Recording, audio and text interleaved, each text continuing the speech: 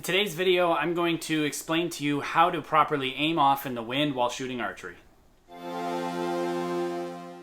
For those of you that are new here, my name is Jake Kaminski. I'm a two-time Olympic silver medalist in the sport of archery, and we're going to make this channel a great resource to all types of archery. So if you haven't yet, hit that subscription button and the notification bell. That way you're notified every time a new video is uploaded. I'd appreciate it.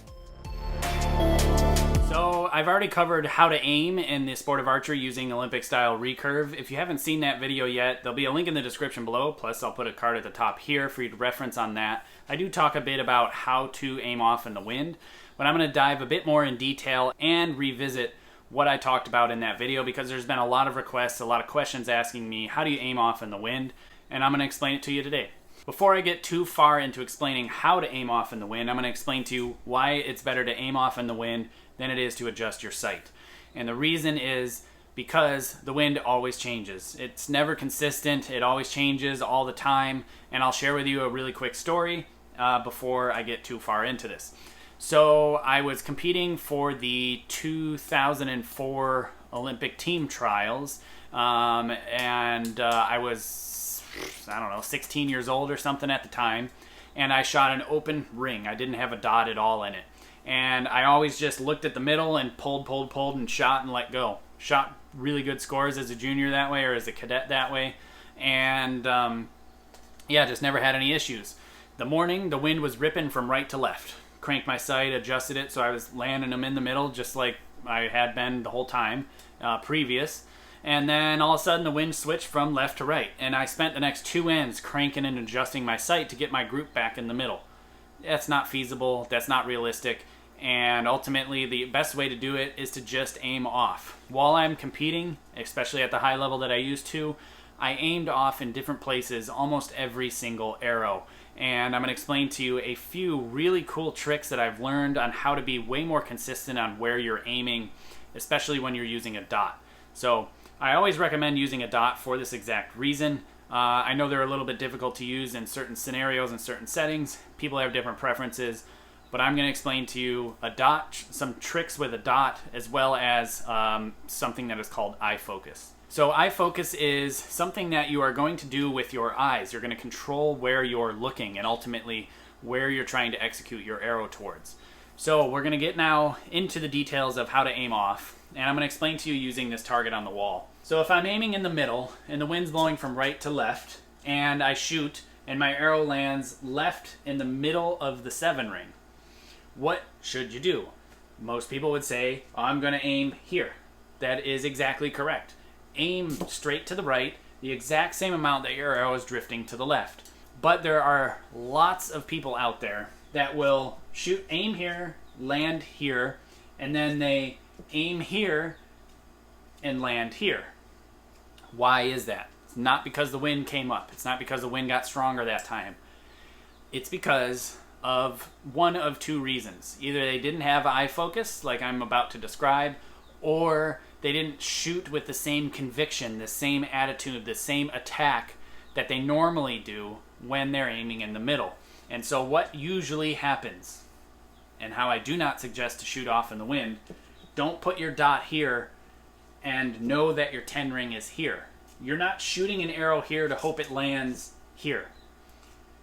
Shoot an arrow here with the same attitude as if you want that arrow to land there. If you change your form, change your technique, change your aggressiveness, change how hard you pull, whatever it is, doesn't matter.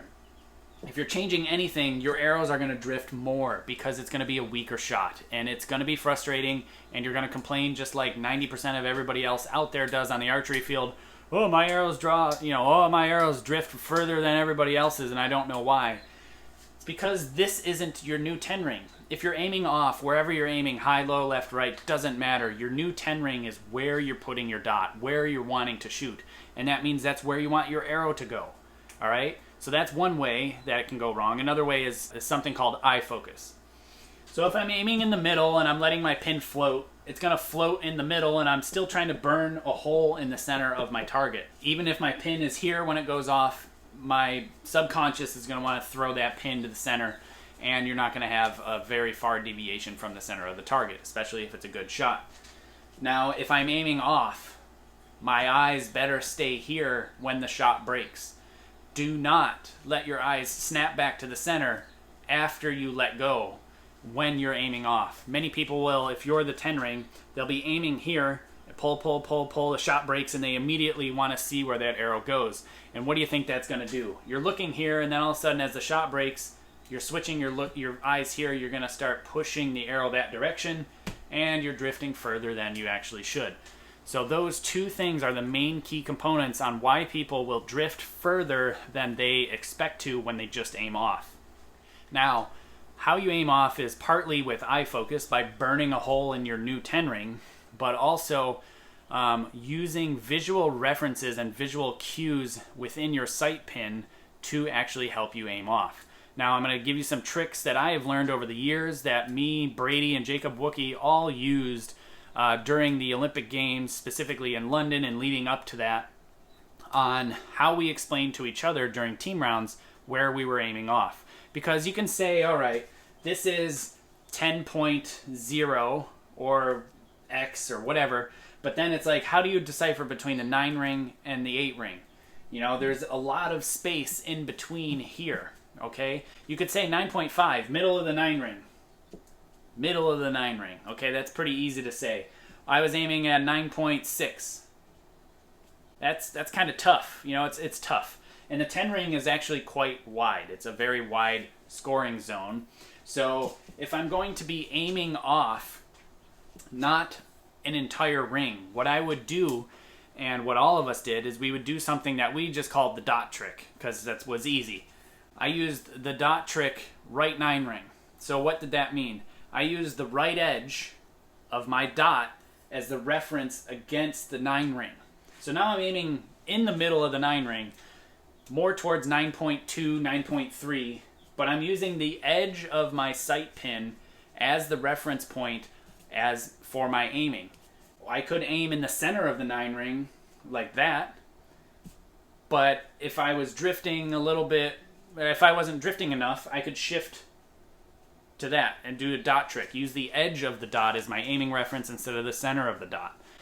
So there's many different ways that you can kind of expand upon your reference of not only where you're looking, but also where you're holding your sight pin as well on that target. So playing with using eye focus, shooting with the same conviction when you're aiming off in that same place where you want that arrow to go and letting it drift into the middle is extremely important. Burning a hole in the target with your eyes, extremely important. But then you can take it to the next step further and use the edge of your sight pin as a reference point if you have a really good tight aiming pattern and are able to see your sight pin well. You know, I used a fiber optic for years and years, and that just ultimately helped me aim better because I had a really solid, consistent reference that I could not only adjust the brightness by changing the length of the fiber, but also the colors depending on the weather conditions and the lighting conditions. And I ultimately shot better scores because of that. And yeah, that's pretty much how just about every top level archer aims off in the wind. There are some that adjust their sight. They get in trouble all the time when the wind changes. There are some that cant their bow.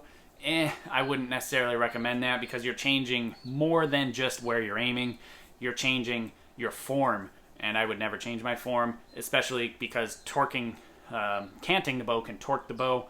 Just aim off. Don't change anything else. Just aim in a different position. Shoot with the same conviction that you shoot with towards a 10 ring, but in your new 10 ring location when you're aiming off. It's really that simple. It's not much more difficult than that. Hey, thanks for watching. If you like this video, consider hitting the subscription button and the notification bell, as well as the like button. I would appreciate it. Also, please consider supporting my channel. If you head to my website, jakekaminski.com, there'll be info and links on Patreon, apparel, books, and equipment sales, PayPal donate button, a P.O. box to send things to, and above all else, please share this video because there's no better advertising than word of mouth.